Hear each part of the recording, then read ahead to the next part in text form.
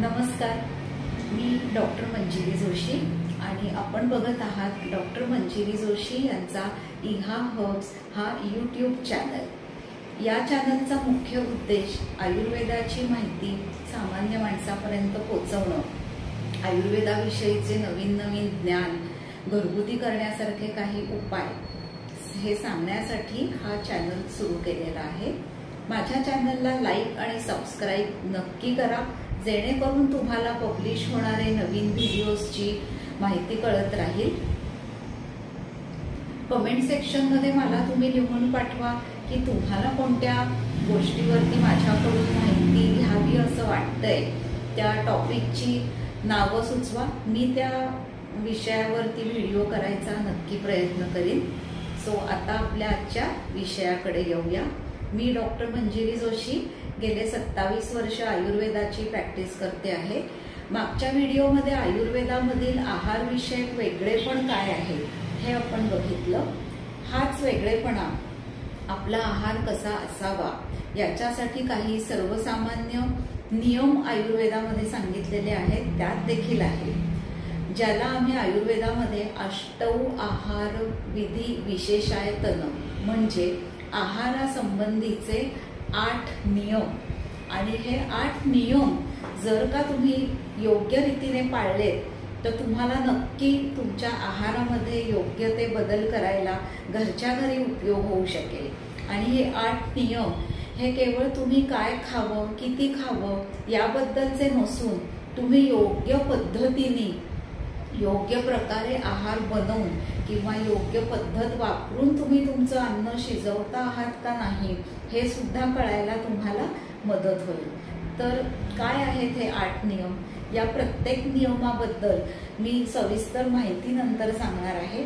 आज आपण फक्त हे 8 नियम कोणते आहेत हे जाणून घेऊया। सगळ्यात पहिला नियम म्हणजे प्रकृती, पण ही प्रकृती म्हणजे आहाराची प्रकृती बरं का। ऐकून जरा गंमत वाटेल की आहारालाही प्रकृती आहे आणि आयुर्वेदाप्रमाणे आहाराला सुद्धा प्रकृती आहे।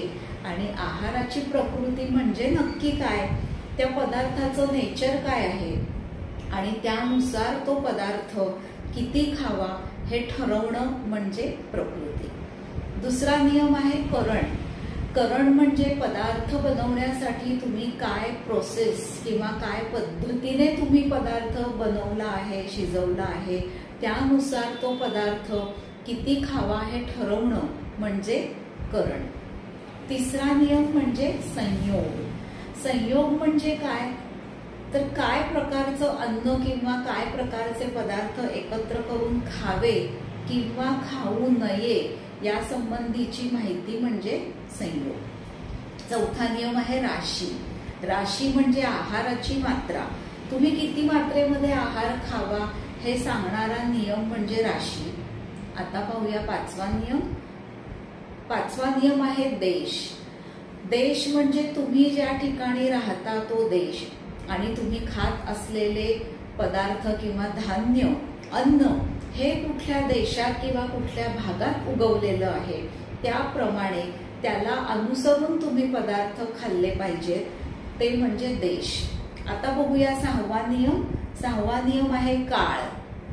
काळ म्हणजे वेळ। वेळ याच्यासाठी तुम्ही कोणत्या वेळी म्हणजे दिवसाच्या कोणत्या वेळी अन्न खाता हे सुद्धा महत्वाचं आहे। आणि याचबरोबर तुम्ही कोणत्या ऋतूमध्ये काय खाल्लं पाहिजे याचा सुद्धा समावेश काळ या नियमामध्ये होतो। आता बघूया 7वा नियम, तो आहे उपयोग संस्था। उपयोग संस्था म्हणजे आहार किंवा जेवणाबद्दलचे खाण्यासंबंधीचे नियम। आणि 8वा आणि शेवटचा नियम म्हणजे उपभोक्ता। उपभोक्ता म्हणजे ज्याला आपण म्हणतो ना एंड कन्झ्युमर, जी व्यक्ती अन्न खाणार आहे ती व्यक्ती, प्रत्येक व्यक्तीची प्रकृती, त्याच्या शरीराची गरज, त्याच्या शरीराची अवस्था, तो राहत असलेला प्रदेश या सगळ्यानुसार शेवटी त्या व्यक्तीसाठी एक विशिष्ट आहाराची योजना करायला लागते।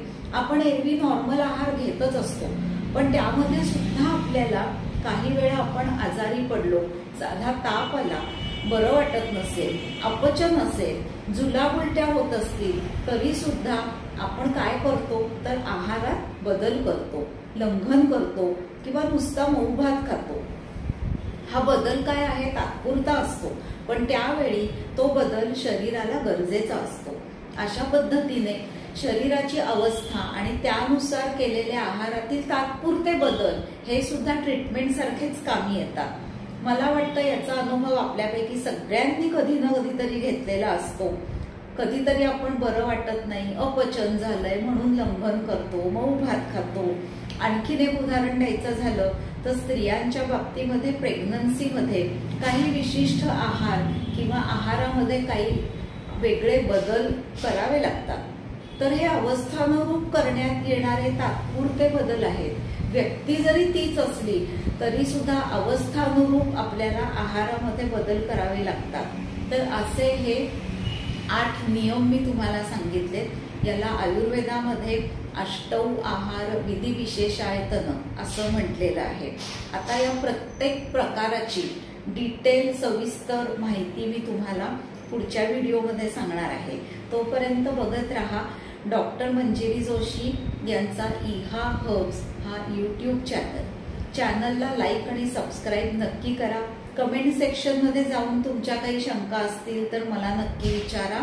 मी त्या शंकांचं उत्तर द्यायचा नक्की प्रयत्न करेन. बघत राहा डॉक्टर मंजिरी जोशी यांचा यूट्यूब चॅनल. धन्यवाद.